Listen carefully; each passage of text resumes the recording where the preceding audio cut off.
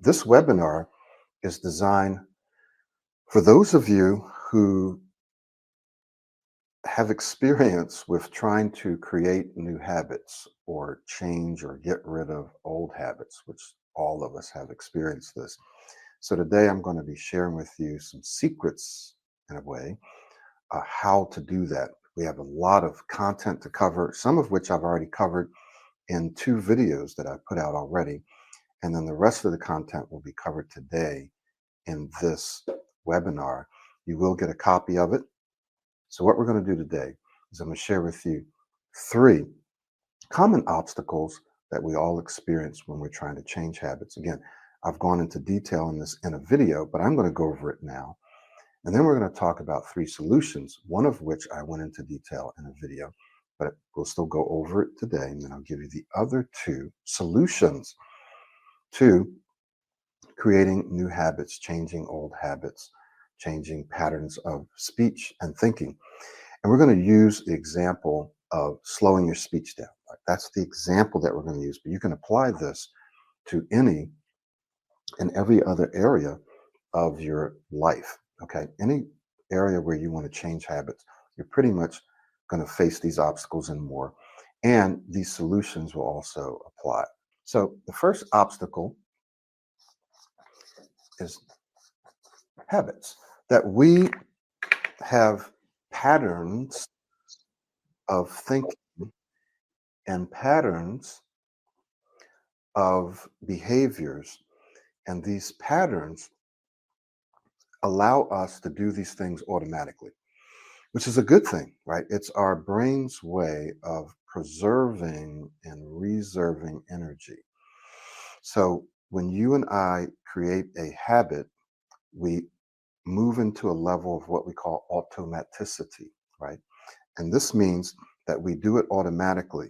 So we don't really have to think about it. For example, I did a video on how to speak like you walk. When you walk, you don't really think about it. Right? You just get up and move to wherever you're doing.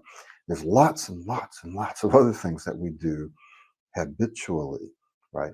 Automatically, easily, effortlessly, without thinking about it, because they've become habits and patterns.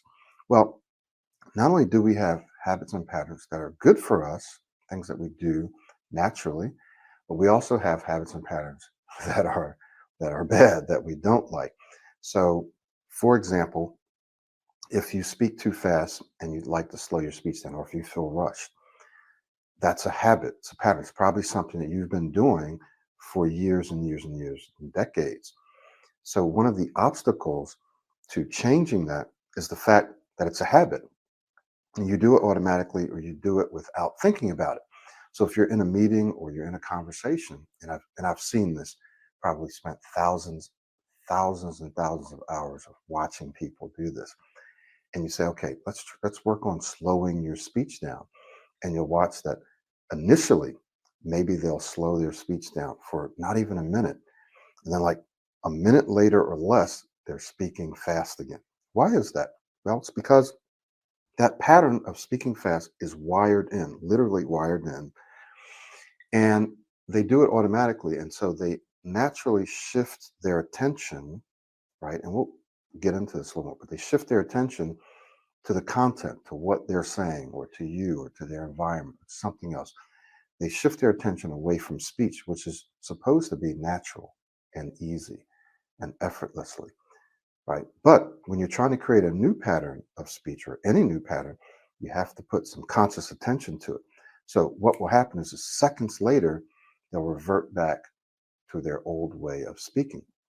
And so this can become an obstacle to creating a new way of speaking, is the fact that you have a habitual way of speaking and of thinking, right? If you generally worry about or negatively anticipate upcoming speaking situations, going to order coffee, going to do a meeting, you have a stand up, there's a round table, even a virtual round table, you have to introduce yourself, and you start to worry about that. That's a pattern, it's a habit, it's a habitual way of thinking. So you have a habitual way of thinking and a habitual way of speaking. And because it's habitual, because it's a pattern, it's automatic, and it's difficult to change. So that's one obstacle that you're probably aware of that we struggle with when we're trying to do something new. A second obstacle, believe it or not, has to do with beliefs. Beliefs. So you and I, believe it or not, have beliefs, many of which are false, about how we speak. Again, we're using the example of slowing down. We have beliefs about how we're supposed to speak, about how other people see us. We'll talk about identity in just a minute. But we have beliefs. And one belief that I've seen over and over, and Farouk has probably seen this too, when we talk about slowing down, you may have a belief that you're not going to sound as intelligent if you slow your speech down. People are not going to pay attention to you if you slow your speech down. People are going to think you are strange or weird if you slow your speech down. Your family, your partner, your colleagues are going to say, "What's wrong with you? Why are you speaking slow?" And sometimes they actually will say that because I've heard clients say it. So they will say, why are you speaking so slow? Why are you speaking like that? You are going to feel weird probably if you slow your speech down and you think, well, this is not me. This is not the way I speak. This is not the way I'm supposed to speak. So these beliefs are and can actually hold you back from making those changes. Now, some of these beliefs can be true, and we'll talk about in the solution part of why it doesn't matter if they're true or not.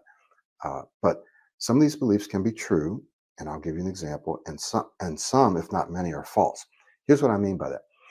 If you believe that you're going to sound less intelligent if you speak slower, well, guess what? That's a false belief. Okay?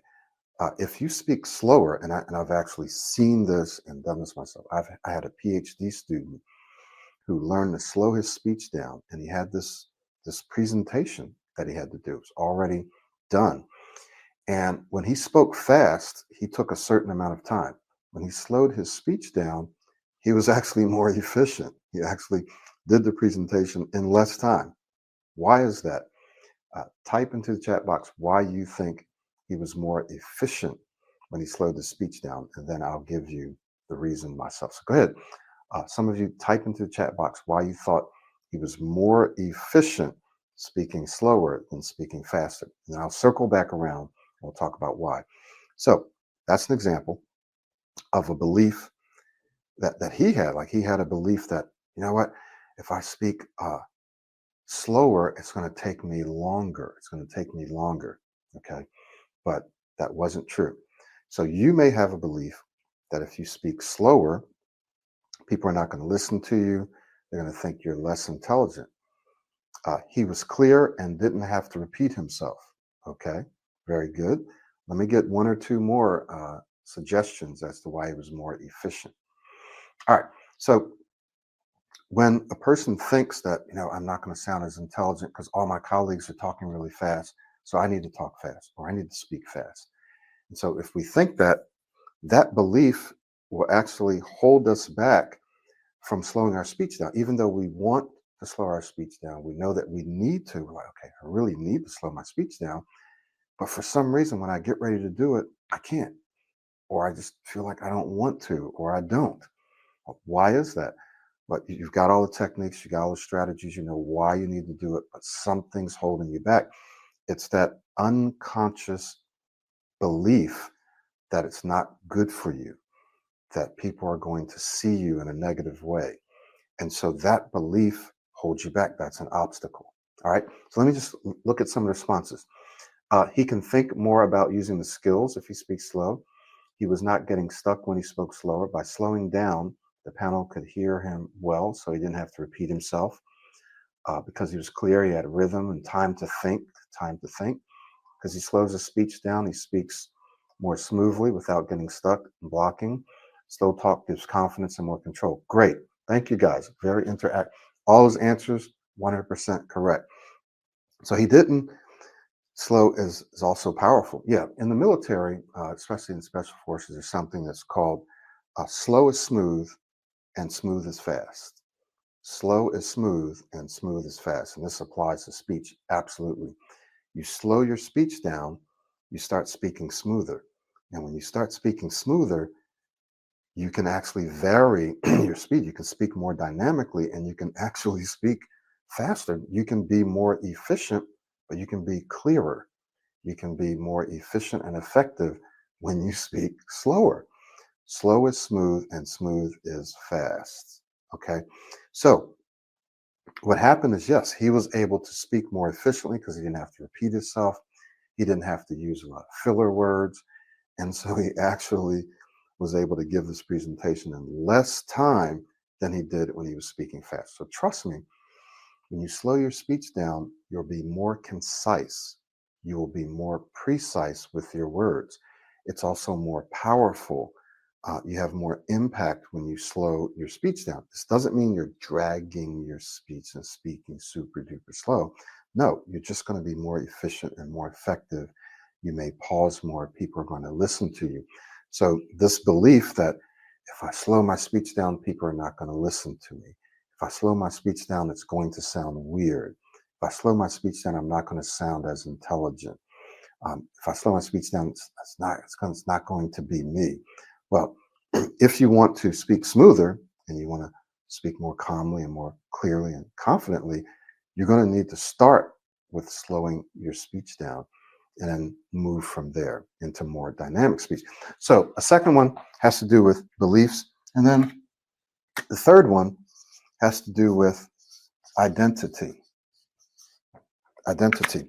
Now, while we're getting into this, one thing that I'd like for you to do, especially with these two, type into the chat box some of the beliefs that you have about your speech. It could be about slowing your speech down, about changing your speaking style, about even working on your speech. Some people have beliefs that, well, I've been struggling with this for decades and it's not going to change. Or there can't be something that can help me speak smoother. I'm a severe stutterer. I've tried all kinds of stuff. I've even tried your stuff, Michael Williams. No, but, but here's the thing. We've been doing this for so long that we know that if you really dig in and you apply yourself, because of how our brains work, and we'll get into this, you can absolutely change the way that you speak and change the way that you think. It's just the way our brains work. There are people who've had strokes, like literal brain damage, and they've been able to change the way they speak and change the way they walk and so forth. So if they can do it, guess what? You can do it too, right? All right. So I want you to type in some of the beliefs that you think you have about your speech, about slowing down, changing your speaking style, modulating your voice more, using your hands more. What are some of the beliefs that you have, some of them being false, that may be slowing you down or holding you back? So let's talk about identity, which is kind of a subset of beliefs. You and I have an identity, that's how we see ourselves. In fact, we have what's called a self concept, and our self concept and our self identity is a bundle of beliefs that is in every area of our life. So you and I have an identity or self concept for how we walk, for how we speak.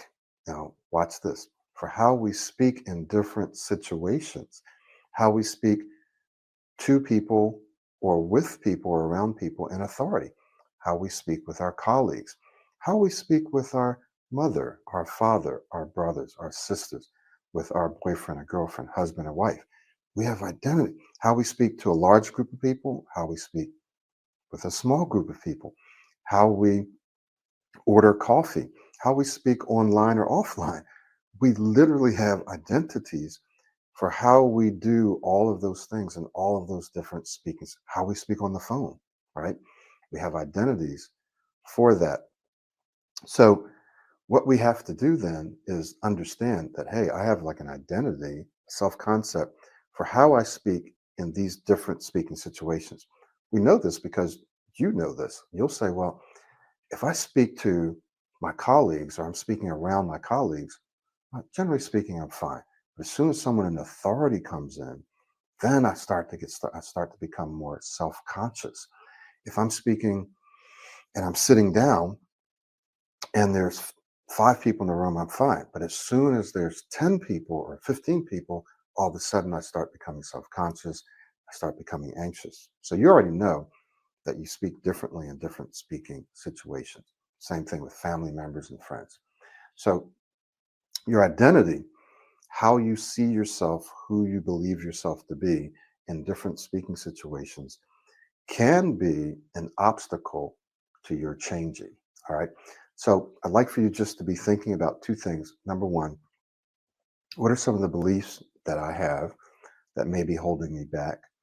Because you're going to need to identify those beliefs and then replace them with new ones. And we'll get into that as soon as we move into our solutions, which we're about to do now. Farouk, do you have anything to add before we move into the solutions part? And if anyone has any questions, please feel free to put those into the chat box, and Farouk will probably answer them, and or I can answer them. So do you have any thoughts that you want to interject before we start talking about solutions? So, Michael, so first of all, are you guys able to hear me? Sounds great Is it now. working? All right, Yeah. good, good, good. Excellent. Yeah, so not much that I would like to mention. I think Michael did mention all of the stuff. One thing that I found most of my clients saying, whom I've been working with, like especially at the start, when they start to change their speech, they say that we feel weird when we use our new speaking style. And I can also see that some of the people wrote that down in the comments, that the people usually at the start, while they start working on their speech, they feel weird and they feel uncomfortable while they start working on their speech. And the point that we have to mention right there is that you should feel weird. You should feel uncomfortable as you use your new speaking style. Now, you would not be feeling weird, or it does not actually feel weird because it is weird. It feels weird since it's something which is new. It is something which you haven't been used to doing.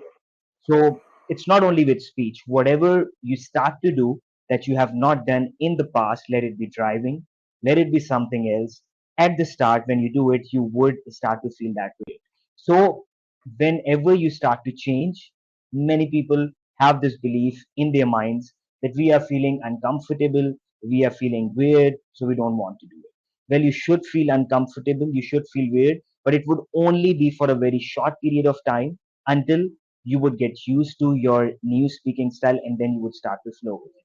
And as I said, it does not sound or feel weird just because it is weird. It is not weird. It just feels weird since it is something which you're not used to doing. So this was just a small thing that I wanted to mention, and I think the rest of the stuff has already been mentioned. So yeah. Very good. In this first solution to creating new habits, I'm going to share with you 3 laws that I want you to remember as you're forging new habits. 3 laws. And I'm going to just change this page here. And one of those laws is what we call 3 laws for you to remember. And one law is called Hebb's law. Hebb's law says that neurons that fire together wire together. When our neurons, right, those nerve cells that are contained within our brain, when they communicate together, when they communicate frequently, they improve their relationship. When they communicate, they relate. So think about it like that. The more they communicate, the more and stronger they relate.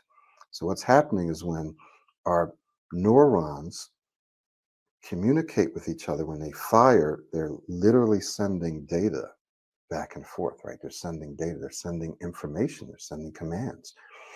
And so the more that they start communicating, the closer they get, the tighter they get, the better their relationship.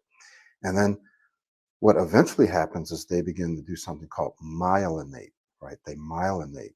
And that is this fatty substance, which is called, it's an insulation. It insulates those, those neurons so that the data doesn't leak out. And so it starts communicating more efficiently and effectively and rapidly. And when that happens, the experience that you and I have is automaticity, We do it automatically. We don't think about it. It's wired in. It's a habit. It's a pattern, right? And it's because we kept doing something over and over and over again. So Hebb's law simply says neurons that fire together wire together. So when you and I repeat a behavior or a thought pattern over and over and over again, what happens is the neurons or the neural network, the group of neurons in the different areas of our brain that represent that behavior, the thought patterns, whatever it is, it doesn't really matter, right? The neurons that represent that behavior are communicating with each other. And the more they communicate, the tighter they get, right? The better their relationship, the more they wire together. And then the more that behavior, that thought pattern becomes a habit. So it's something that we do automatically. So this can work for us and it can work against us. But you'll need to remember that this is kind of a law. This is how our brains work. It's all a part of what we call neuroplasticity. Our brains are able, we are able through conscious effort to literally change the structure of our brain, to change, therefore, how we behave, change our patterns, change our behaviors, and so on. We can do that through conscious effort. As we get into these next two laws, you'll see why this is important to remember as you're trying to slow your speech down or create a new speaking pattern or learn a new language or not worry about something. It's all tied to this. The second law is what we call the law of accelerating acceleration. Accelerating acceleration. The law of accelerating acceleration. Let me just explain this briefly. It says that basically the first 80% of the time that you're working on something. So let's say you're taking the Pro 90D smooth speech course, or you're working on something. And the first 80% of that time that you're working on it, you're going to find that you're only reaching, or you've only reached about, or you've only achieved about 20% of your success. So you've been working 80%, working, and it's been working for a long time, but you find that you've only gone a short distance towards your success, only about 20%. You're like, wow, I've been working on this. It doesn't look like I've gotten any traction, doesn't look like I've achieved anything. But here's what happens. The next 20% of the time that you are working towards this goal, that you're working on slowing your speech down, you've been going through our daily routine and you've been doing your affirmations, your self-talk, your modeling and all that stuff. The next 20% of that time, you achieve 80% of your results, right? So what happens is everything starts to accelerate. And it starts accelerating faster and faster and faster. So that the next thing you know, it just starts to click. Things just start to click for you. And you get there, you get to your results faster. Now, you and I don't really know where that line is, that line of demarcation, where when you cross it, all of a sudden things click and it starts to accelerate. So what happens, and why this is important, is that if you're not aware of this law, you'll quit. You'll quit. You'll be working for a long period of time and you don't know where that line is, because remember Hebb's law, it just takes time for our brains to fire and wire stuff. And you have to ask yourself, you have to analyze, have I been putting in enough time? Have I been putting in enough effort? Have I been consistent? Right? Or have I been doing it part time and sometimes when I feel like it? Because Hebb's law is not going to be working in your favor if you haven't been consistently repeating the same behaviors and patterns over and over. This is right. You're not going to wire in a new behavior. You're going to simply continue to default back to the old behavior that's wired in, right? It's more efficient for our brains. So you will not know where that line of demarcation is. Now, we have some ideas from watching people over the past decade or so, and science, right, tells us if you do something for a certain amount of time, you're likely to wire this in at a certain level. So we kind of have some ideas. I have an idea when someone comes in, how long it should take them to get to certain levels of smoothness, of confidence, of being relaxed. So it's not completely unknown, but it's different for every person. It's different for every skill and so forth, and the complexity of the skills. So you don't know where this line is. So you're working hard and you're like, oh, this doesn't seem to be working. This is not working. Let me go search YouTube and see if I can find something else. Let me find some other videos. Let me try another program. Let me try another coach. Or this is not working at all. I've tried this stuff and it's just not working. What you don't know is that it is working beneath the surface, which brings us into this law of accumulation, that everything you and I do accumulates. Right? It accumulates, it kind of snowballs. So when you are doing those affirmations and you're doing your self-talk and you're doing modeling practice and you're doing free flow speaking and you're getting out and you're trying to use your new speaking style, you're trying to remember to breathe, you're trying to remember to slow down, and you find that, I'm going to give you an example. For example, slowing down, you have a conversation 5 or 10 minutes, you will have to probably remind yourself to breathe and slow down. Who knows how many times? Could be 100 times, right? Within the 5 or 10 minutes, because you're going to remember, forget, remember, forget, remember, forget, remember, forget, right? And you're going to have to keep doing that throughout the whole conversation. But what will happen is if you keep trying to do that, remember the neurons, they're firing together, but they're not wired yet, right?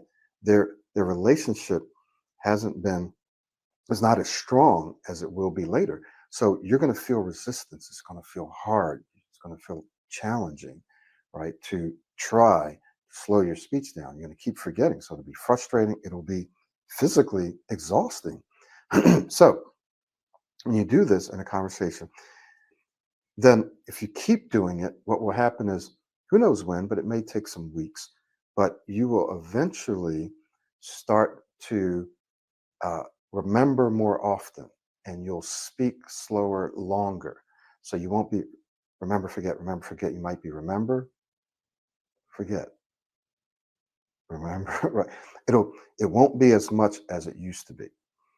And then what will happen is you'll go through entire conversations where you slowed your speech down. And then occasionally you'll forget and you'll have to remember. So you have to continue based on this law of accumulation. You want to accumulate those experiences of you trying to slow your speech. If you try, right? If you try, you'll fly. If you try, you will be able to do it, right? You will be able to slow your speech down. So these laws are very important to remember when you are trying to change habits. Now, I can't go into specific, we actually did mention about specific techniques for a given habit, because then we'd be here for days and days, weeks and weeks. But you can get those specifics in our program, right? We have very specific techniques and skills and strategies to help you change the way that you speak, the way that you think, and your identity. Very, very specific things that you can do. But we're talking in general habits. This solution says I need to know about, I need to be aware of Hebb's law, that if I continue to repeat this behavior consistently over and over, that it will become a habit, right? Based on neuroplasticity, based on Hebb's law. It doesn't matter if I stutter, stammer, speak too fast, or if I'm not thinking clearly when I need to, or if I behave a certain way in front of these people. I can replace that with a new behavior as long as I know what that new behavior is, right? I need to identify what the new behavior is that I want. And then I need to repeat that new behavior in different situations and circumstances over and over and over, because I know that by repeating that behavior, I'm firing those neurons that represent that behavior.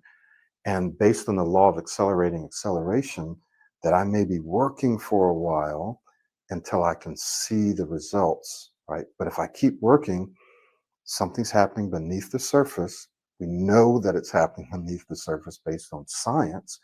If I keep doing it, all of a sudden it's going to click. Something's going to happen. I'm going to cross that line, and things are going to accelerate even faster, right? And then the law of accumulation says that same thing, that basically I just need to keep accumulating experiences. So the more you get out and speak to people and try to slow your speech down, the sooner you will be able to start speaking slower. When I say slower, I don't mean dragging again. talking about, I'm not speaking slow right now, I'm speaking dynamically. So slow doesn't mean dragging, it doesn't mean weird. Remember, slow is smooth and smooth is fast. The next solution, I want to go ahead and Farouk, if you have something to say, just raise your hand. If not, you may have something to say about our next one. Okay. All right. So you do? Yeah, go ahead. Yeah, yeah. Sure, Michael. Thanks. So I'll say something very short that I would like to add, that where we are speaking about changing these behaviors and why and how we need to do it over and over again. So this behavior is mostly about shifting your focus off of what you don't want to shifting your focus towards what you do want. If you keep having the focus on what you don't want, I hope I don't get stuck. I hope I don't anticipate. I hope this does not happen. I hope that does not happen. The more you would find yourself getting stuck, and all of those things would be happening more. But you have to keep shifting your focus towards your new speaking style. Now, what's your new speaking style? That is something that you learn inside the system. Let it be extending blending, let it be slowing down, let it be modeling, and all that stuff.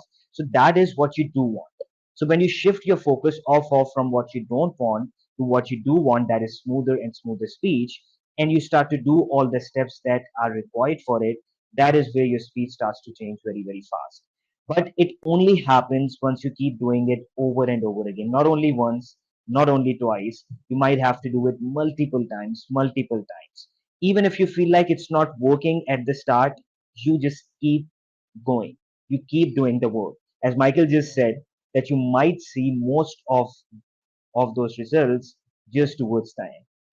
So I find working on your speech is just like working on your physique. When you're going into the gym, you actually do not start to see changes in your physique in that first week or in the first 2 weeks. It takes time. But you only start to see those changes once you keep doing the stuff over and over and over again. And that is what you have to do with your speech as well. Speech is a habit, and you have been speaking in a certain way, you have been having a certain belief about your speech for a long time. So you have to expect it to take some time. But it would only happen once you keep doing all the stuff over and over and over again, and you keep doing and you keep focusing on what you do. So, yes, Mike. Thank you so much for that, man. Yeah, you just kind of highlighting and reinforcing some of the very important points. So essentially, if you're watching this video, what we're saying is that, and it's up to you, you need to choose a system and a process that you believe will work. You won't know 100%.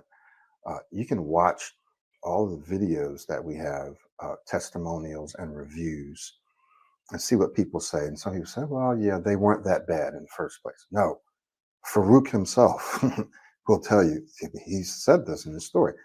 I could barely get out a word or a couple of words without getting stuck. And we have other people like, now, do we have people who go through the process and they don't really get the results they want? Yes, that's going to happen. And it doesn't matter what you're doing, right?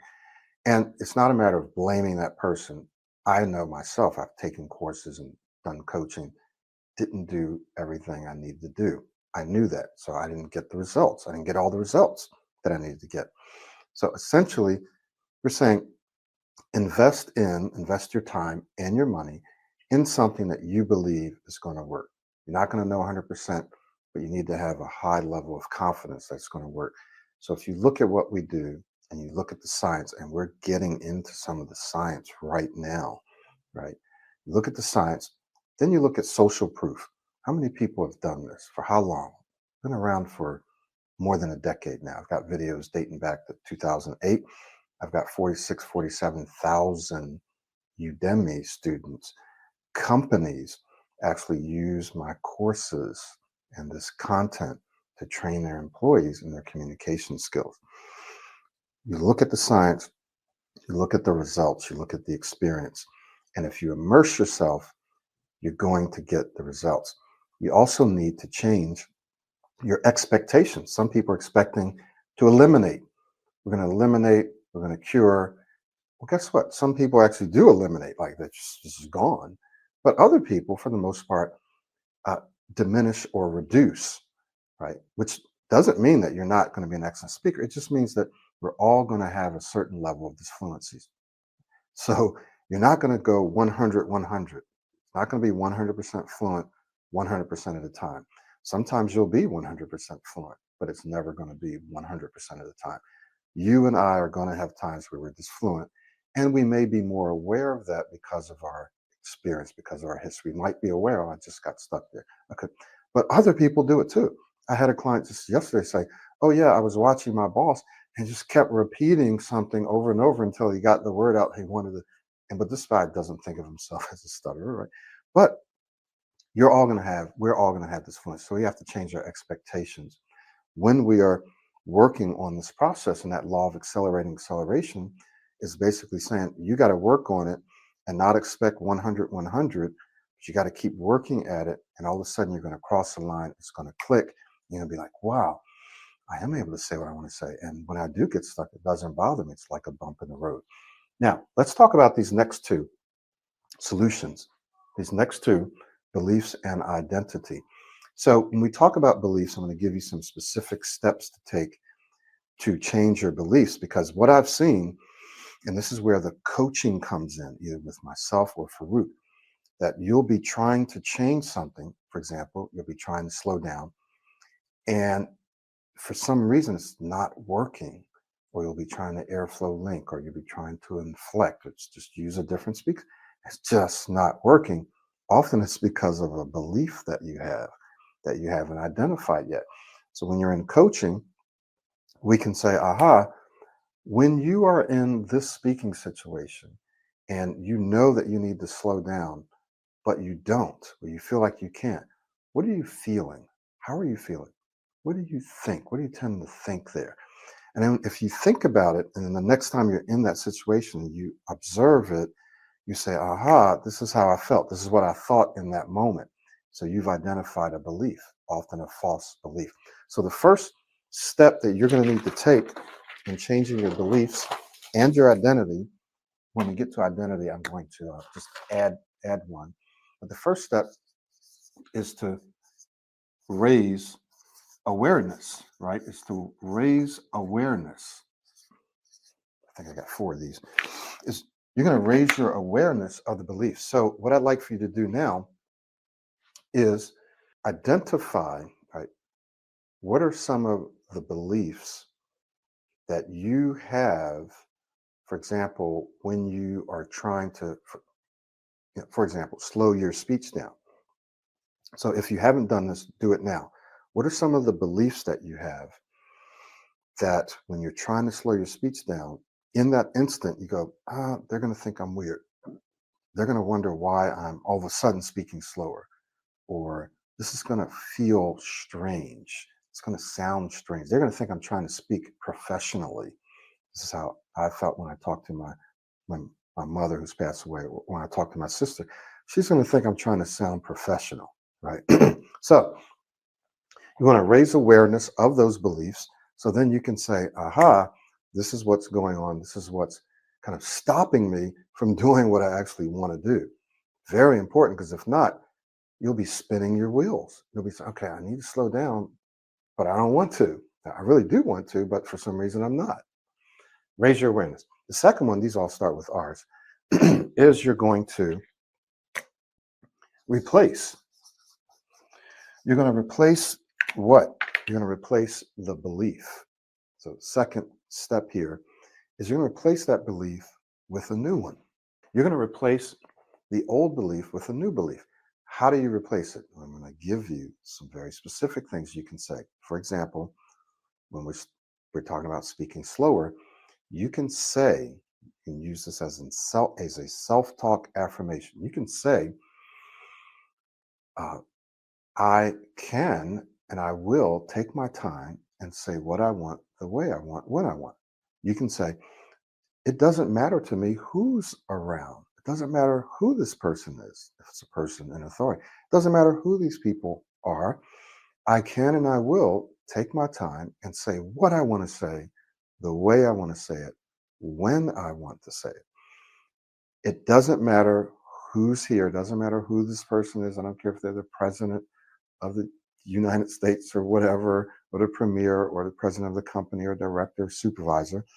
I'm going to take my time and say what I want, the way I want, when I want. So this is a specific affirmation that you can use that will give you confidence to take your time and say what you want to say. So by saying this over and over and over to yourself during the day and also in that speaking situation, what you're doing is you're replacing that belief. You're replacing a false belief that, oh, I shouldn't slow down. I can't slow down. They're not going to wait. You're replacing it by saying, no, I need to slow down. I'm going to slow down. And I'm going to give you some more when we talk about identity, right? So you replace the belief. And then the next one is you remember, and then this one is very much related to this, but you reinforce, right? So you remember, you kind of recall, you remember situations where you spoke slower and it was effective. I had a guy, one of my coaching clients, I believe he lives in Saudi Arabia, and he said, I spoke slower and I was talking with clients and they were listening to me. I felt more relaxed. I felt more in control. I got good feedback from them, good response, right? Great eye contact. They were able to follow. They asked great questions. So we were engaged. We were engaged. So you want to remember, you want to kind of remind yourself that, hey, when I speak slower, for example, when I speak slower, I feel more relaxed. I feel more in control. I speak smoother. I feel more confident. Again, we're not talking about dragging your speech. We're just talking about slowing it down. There's a lot of other things. We're just using this one thing as an example. So you want to kind of remind yourself, recall, remember, why is this important in changing your beliefs? It's important because you are going to look for evidence to support whatever belief you have. So if you believe that you get stuck on introducing yourself or saying your name or breathing or blocking or whatever, it's because you've seen evidence of that, right? So it's not like you're making it up. It's like, no, this really happens. But as you start to create new beliefs, you need to look for evidence that that is working and can work as well, because you'll filter out evidence that it's working and kind of screen in or filter in or keep evidence that it's not working, or keep evidence that whatever it is that you're struggling with is the way that it is. You'll keep seeing the glass is half empty. Does this make sense? So it's very important that you kind of look for evidence that this other thing is working. So you kind of have to uh, believe it before you see it and believe it as you're seeing it, right? So you're seeing some things happening, and we'll kind of go into a few steps of this in the next one when we talk about identity. But when you're changing your beliefs, you need to look for evidence that, hey, this is working.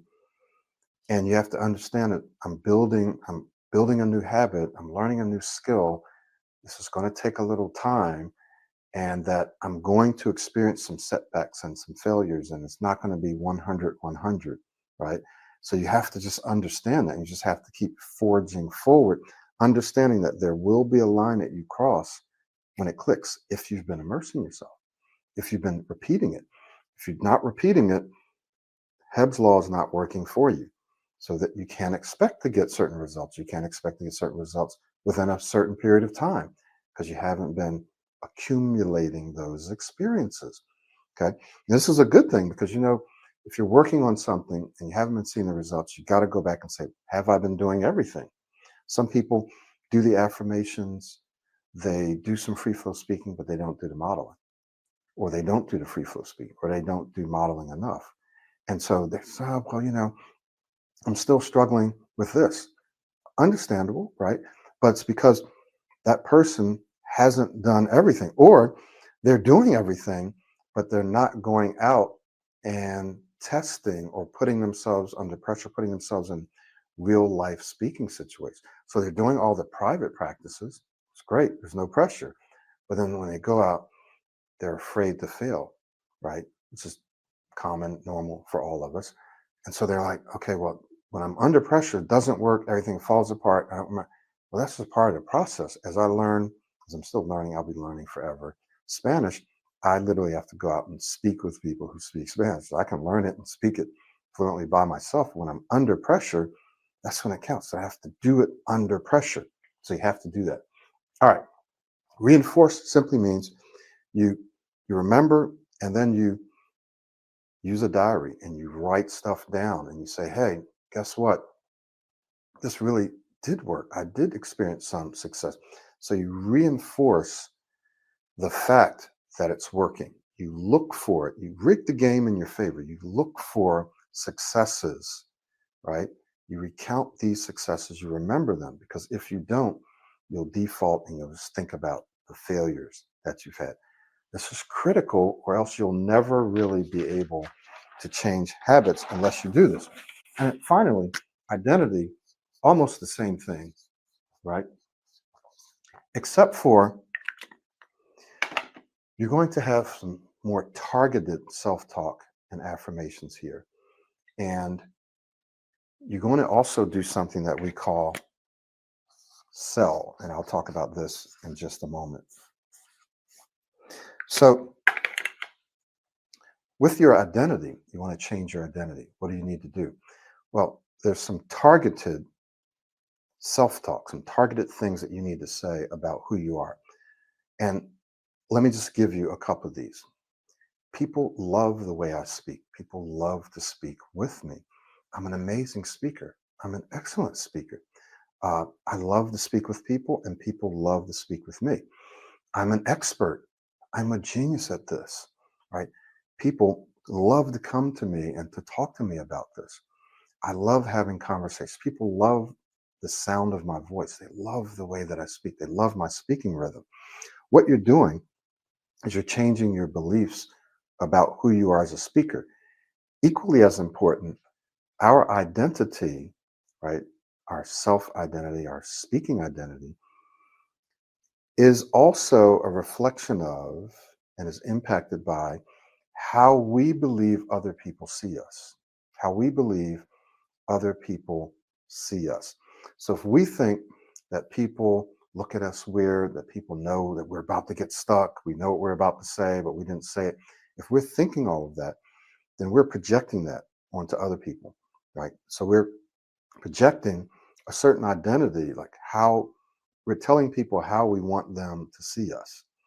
And so they will start to see us in that way sometimes, not all the time. But if you think within yourself that people love to be around you, they love to speak with you, they love to communicate with you, they love to converse with you, they love to hear you speak, you'll project that. You'll project confidence. And people will, and my clients will tell you, and I've had this happen and I still have it happen. In fact, I had it happen yesterday. Someone said, what do you do for a living? I'm a speech coach. Aha, I knew there was something about you because I was just telling some of my friends, I love the way Michael speaks. I love the way he speaks. Guess what? When you start telling yourself you're an excellent speaker, people love the way I speak, people are going to start to feed that back to you. They're going to start to reflect that and affirm that. And I've had so many clients come back and say, oh, my boss, my colleague, some family member actually verbally articulated that they appreciated the way I spoke. They liked the way I was speaking. This isn't something I'm making up. It actually will begin to happen to you. So when you change your identity, how you see yourself, and you begin to verbalize that, you begin to articulate that and kind of put that out into the world, then you change the way you act and you feel more confident about going out and speaking, and you feel calmer about going out and speaking, and you start to use those new speaking skills and see successes, and then those successes other people will experience, And then they will begin to reflect back to you, you are an excellent speaker. We actually do. We like being around you, right? And when you do that, this reinforces your identity. So, so uh, controlled, controlled experience leveraging. So this is a secret. This is a secret. Shh, don't tell anybody. Okay. Don't tell anybody about this, right? And that is what you want to do is create experiences where you are in control. This also means being proactive. So very, very simple examples. You introduce yourself. Some people have trouble introducing themselves. So we find that if you are proactive and you introduce yourself first, hey, how are you? Nice to meet you. What's your name? Great. Oh, my name is Michael, right? So you just initiated that. Or if you're going and you're going to get coffee and they're going to ask for your name. Hi, name is Michael Williams and I like to have blah, blah, blah. Okay. They're not going to remember your name probably. So what was your name again? Well, you've already said it. It's Michael, right? Because you were proactive, you initiated it, you felt more in control. So that was just one small example of how to be proactive. So create situations where you're in charge, you're facilitating the meeting, you're teaching, or you're training, or you initiate the conversation, or you initiate the introduction. When you initiate, when you're proactive, when you feel like you're in charge and you're in control, generally speaking, you're going to feel calmer, you're going to feel more confident, and you're going to be more competent. You're going to speak better, generally speaking, right? Not 100% of the time, but more often than not, because you're in control. So, what you want to do is leverage these controlled experiences to build traction, to build momentum, to create new successful speaking memories that your brain will then use to change your identity. Does this make sense? So you want to go out and create experiences where you're proactive or where you are in charge because you're more likely to speak better when you feel like you're in control, and then you're going to leverage all of those experiences to build more confidence and more experiences that your brain can then go back and say, aha, I am able to speak well, even though the situation might have been a little different, right? So you were in control, you were leading a meeting where now you're in a meeting, but you have to translate that and say, no, I was still in a meeting and there were still people there and I was still able to do this. So I can do it now.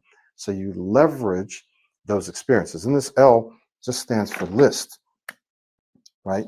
So you kind of want to create a list of experiences that you can leverage to build your new speaking identity. So what I used to do is volunteer to do presentations in front of large groups. I would take jobs where I was the facilitator, or I was the teacher or the trainer, right? I would take jobs where I was a teacher, a professor. I was a professor, where I was a preacher. So do things where I was where I was in control of my speech and what I was saying and when I was saying it and how I was saying it. And what this did is it's allowed me to leverage those experiences. Okay. So all the other things that we talked about in terms of changing beliefs, because remember, your identity is a bundle of beliefs about yourself. So all of these things apply, right? And remember, you also want to have those targeted affirmations. You know what? It doesn't matter who's here. I can take my time and say what I want to say, the way I want to say it, when I want to say it.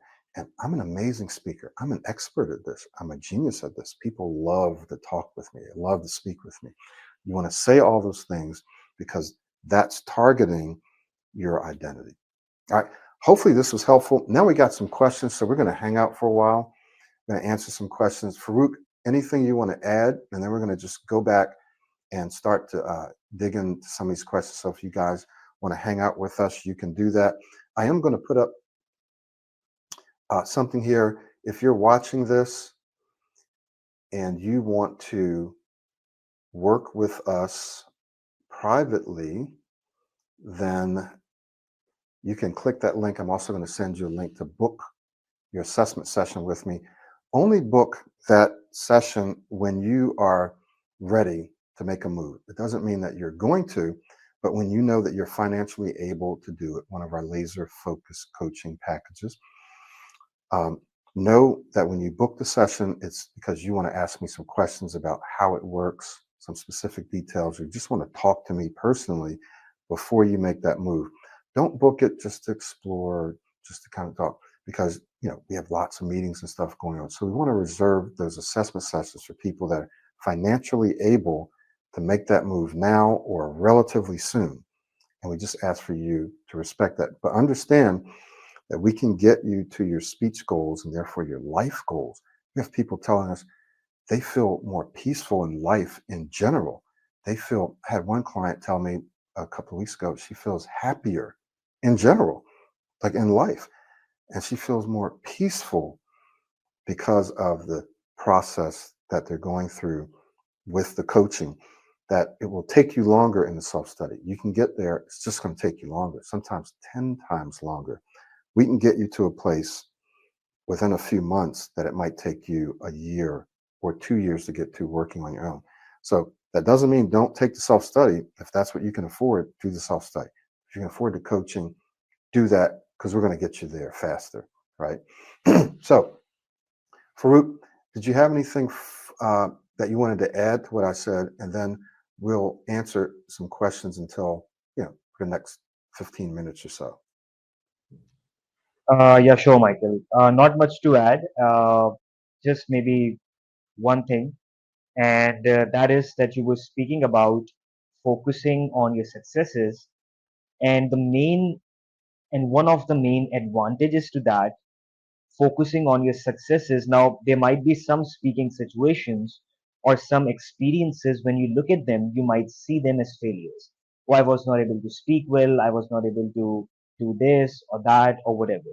But if you start to look out for successes, you would often find them. If within that speaking experience, you start to look out for successes. All right, so I'm seeing it as a failure, but let me try to look out for some successes. And when you do it, you would actually start to find some. I think at the start, I was speaking very well, or at some points, I said some words very, very smoothly, or even I was feeling more relaxed than before. Even if you were feeling more relaxed than before, that is a success. So you would want to shift your focus towards your successes, because focus is like your own, it's like your own personal sunlight that you can point at whatever seed you like, and whatever seed you point at, it starts to grow, right? So the more you focus on successes, the more you would experience them. If you still keep focusing on the failures, like this is not happening, that is not happening, then it might happen more as well. So you would want to shift your focus on towards your successes. One more advantage to it is that once you know that I have to look out for successes, it would make you go out more and speak more so that you get more successes. So you would always be eager to go out and speak so that you can experience successes that you can write down just at night, right? So the more you focus on successes, the more they start to grow. And as Michael was saying, it just feels really, really great to be on this side. We also know what it feels like to not be able to say what you want to say, to force every single word out. Now, I can still remember where I used to force like every single word out, and I'm saying every single word out. But the system helped me reach from that place up to here. And now, as Michael often says, it feels like a big black heavy blanket is actually lifted off of your shoulders. Now you're no longer worried. I have to say this. I want to go up to her. I want to go up to him. I want to speak to them. And your mind is like, I don't think I would be able to, I'm going to get stuck, this or that. Now those things don't happen. Now you reach a point where you want to go out more and you want to speak more, since speech is now your skill and that you can use more in. So those were just some small points, Michael, that I wanted to add. I think you're on mute. Yeah. Okay. Thank you. So you kind of started to answer one of the questions. I don't know if this guy's still here. I think so. When I speak slow, I constantly think of stuttering, right? So there are some things that are going to happen for you that it's challenging to target specifically. So it could be the saying of a certain letter or of a certain word, or uh, not negatively anticipating. Some of these things are happening. And so you're looking for a specific technique to help you with that. So we do have some specific techniques to help you with saying difficult words and letters, like airflow linking, and then all of the other proactive speaking skills. That will work. But the problem is, I'm going to say you really can't just technique your way to the level of speech and speaking identity that we're talking about. You can't just use techniques and that's it. We've created a whole system, right? A holistic system that addresses your speech from various points of perspective, various points of view, right?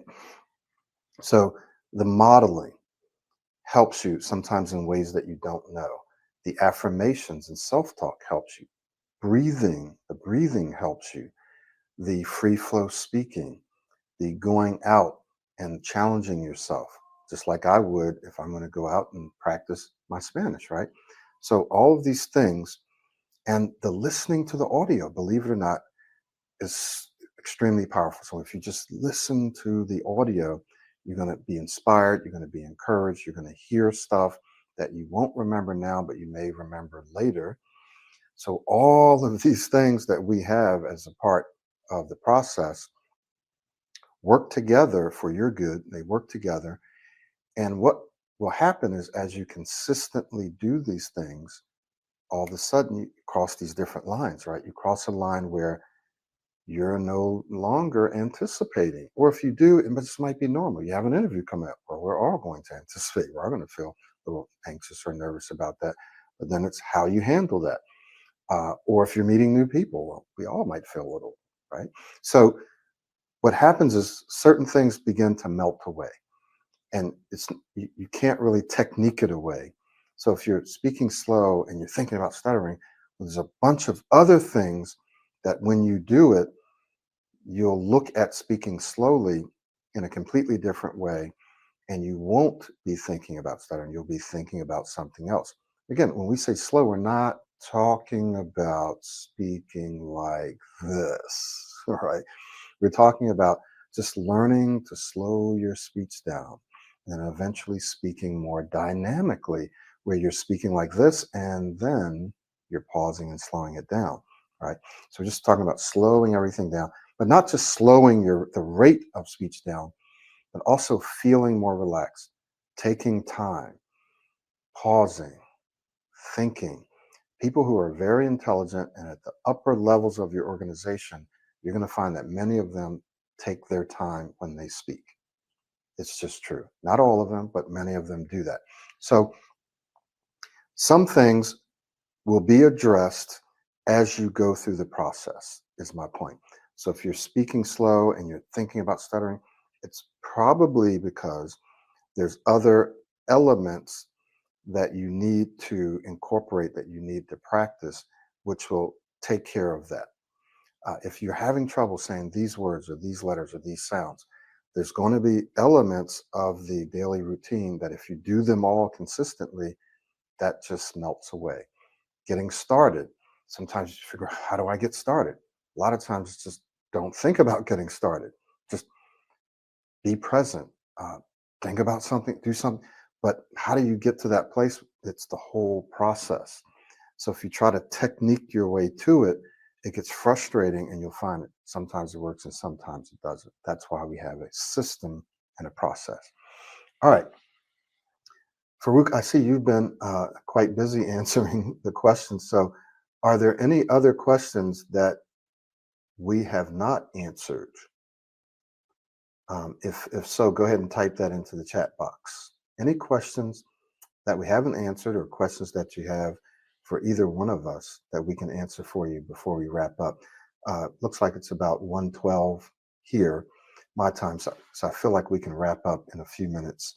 But if you guys have questions, please go ahead and ask them. When you get to my booking page, or you can just go to our coaching page, I'm going to send you a link to that. And also, Hey, Farouk, do you have a link to your coaching page? If you do, put that into the chat box. Sure. Okay.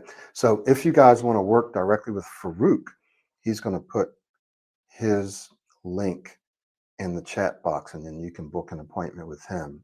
He's a certified speech coach, and some of you may want to work directly with him. And then if you come to my coaching page, you can also get to Farouk that way. If you want to work with me, then of course I've already put a link in there for that. Okay, so that's his link. Go directly there. Just remember, when you invest your time and your money in something like this, it's not just changing your speech, but it's changing your whole life. Physically, you feel healthier because you're not constantly under stress. You're not constantly worried about speaking. Your social life improves because now you're willing and you want to go out with your professional friends, with your colleagues, with your family. Like you want to and you're able. I've had so many people say I've a deeper, more quality, longer conversations with my father, with my mother, with my spouse, with my kids. If you have kids, you don't want to pass uh, your speech, your old speech, along to them because you can do that, right? That's how they learn. The observation, they're watching to see how you speak. You don't want to pass that if you don't have to, and you don't have to because you can change it. So you want to look at this as changing your life physically. You're going to feel more relaxed. You're going to be under a lot less stress. You're going to feel happier. You're going to feel more peaceful. You're going to feel calmer.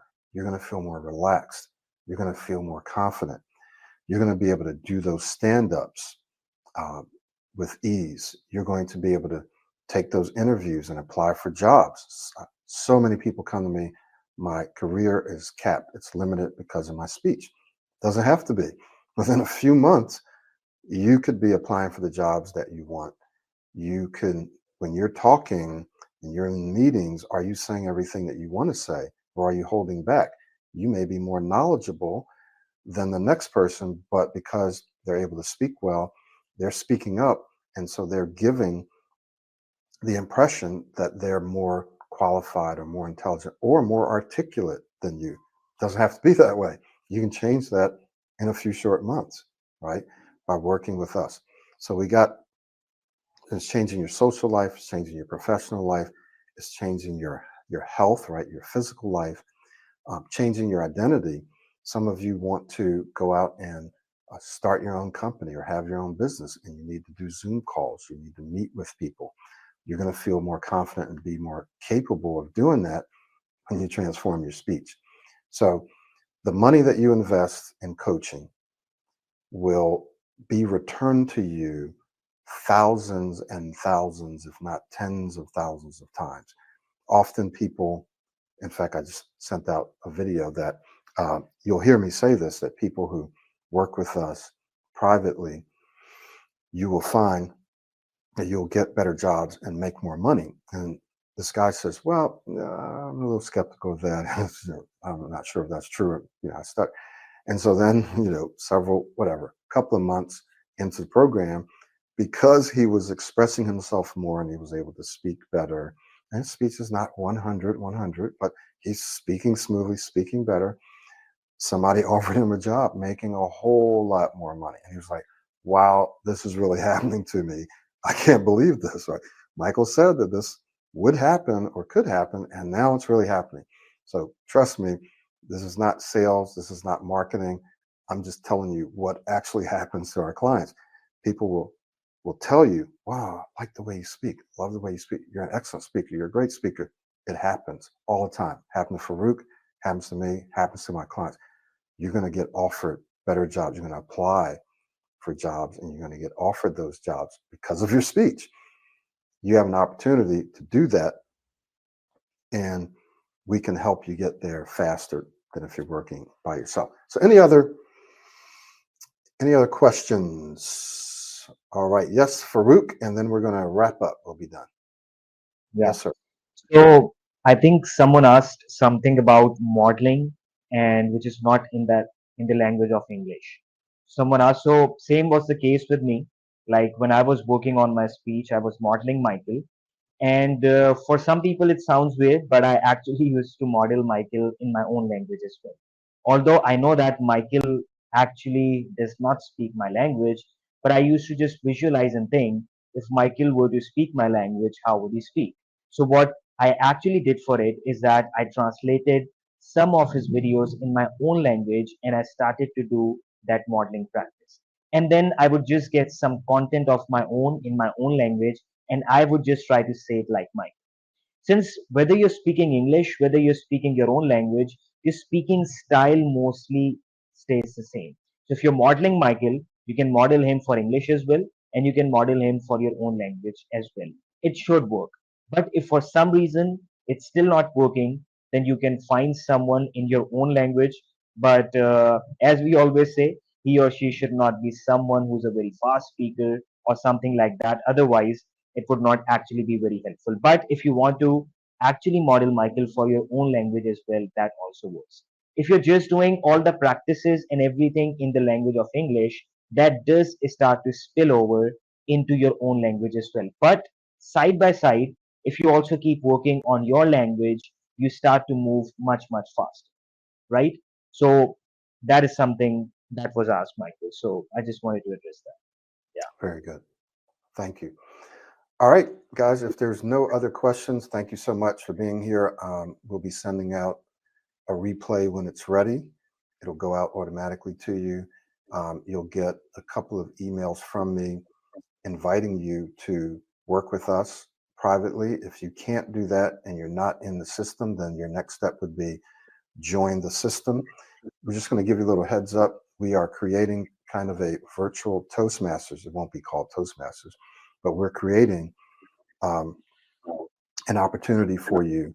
And it will be very, very cost effective, but it'll be something that you can join. It'll be almost just like Toastmasters, but better, right? That you can join to work on your speech to practice and to have a larger global community where you can do that. So be on the lookout for that. We're working on that right now. Okay. All right. If nothing else, then we'll go ahead and close out here and now. So thank you guys for attending. Hope this was helpful.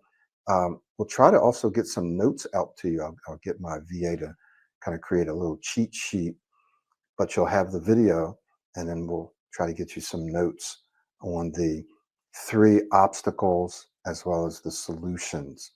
And then go through this video and go through the other 2 videos that I put out on the obstacles and on the first solution, because this is stuff that you need to know in the background to help you build those new habits, get rid of old habits. Okay. So thank you so much. We'll see y'all next time.